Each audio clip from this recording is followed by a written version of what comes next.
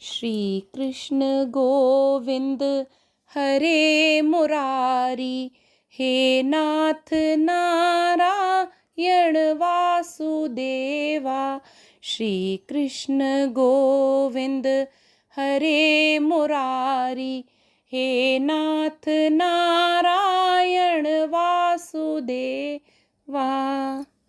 बोलो कृष्ण भगवान की जय।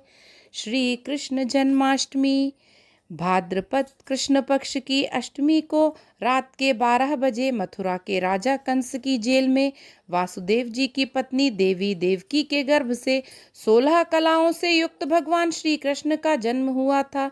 इस तिथि को रोहिणी नक्षत्र का विशेष महात्म्य है।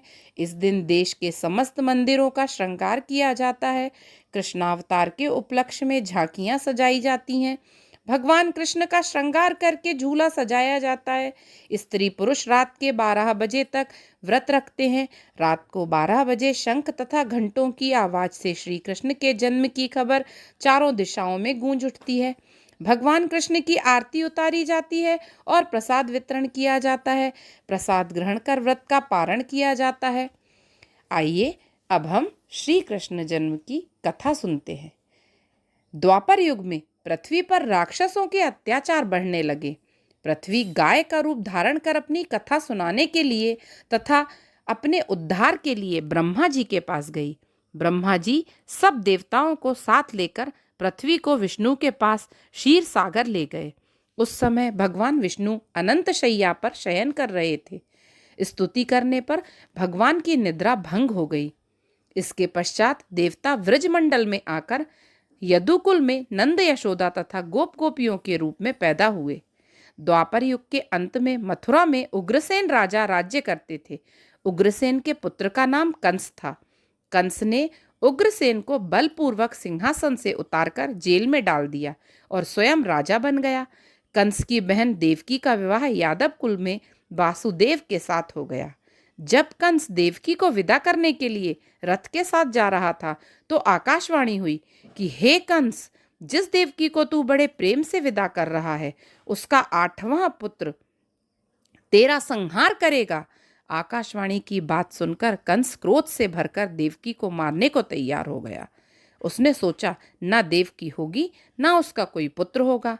वासुदेव जी ने कंस को समझाया कि तुम्हें देवकी से तो भय नहीं है, देवकी की 8वीं संतान से तुम्हें भय है, इसलिए मैं इसकी 8वीं संतान को तुम्हें सौंप दूंगा।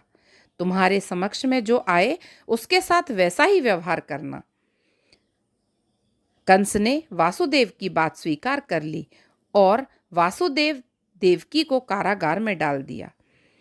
तत्काल नारद जी वहां आ पहुंचे और कंस से बोले कि यह कैसे पता चलेगा कि 8वां गर्भ कौन सा होगा?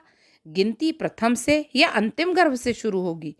कंस ने नारद जी के परामर्श पर देवकी के गर्भ से उत्पन्न होने वाले समस्त बालकों को मारने का निश्चय कर लिया। इस प्रकार एक एक करके कंस ने देवकी के 7 बालकों को निर्दयता पूर्वक मार डाला। भाद्रपद के कृष्ण पक्ष की अष्टमी को रोहिणी नक्षत्र में श्री कृष्ण का जन्म हुआ। उनके जन्म लेते ही जेल की कोठरी में प्रकाश फैल गया। वासुदेव देवकी के सामने शंख चक्र गदा एवं पद्मधारी चतुर्भुज भगवान ने अपना रूप प्रकट कर कहा, अब मैं बालक का रूप धारण करता हूँ, तुम मुझे तत्काल गोकुल में नंद के यहाँ पहुँचा दो और उनकी अभी अभी जन्मी कन्या को लाकर कंस को सौंप दो। तत्काल वासुदेव जी की हथकड़ियाँ खुल गईं, दरवाजे अपने आप खुल गए, पहरेदार सो गए। वासुदेव श्री कृष्ण को सूप में रखकर गोकुल को चल दिए। रास्ते में यमुना श्री कृष्ण के चरणों को स्पर्श करने के लिए बढ़ने लगी। भगवान ने अपने पैर लटका दिए। चरण छूने के बाद यमुना घट गई।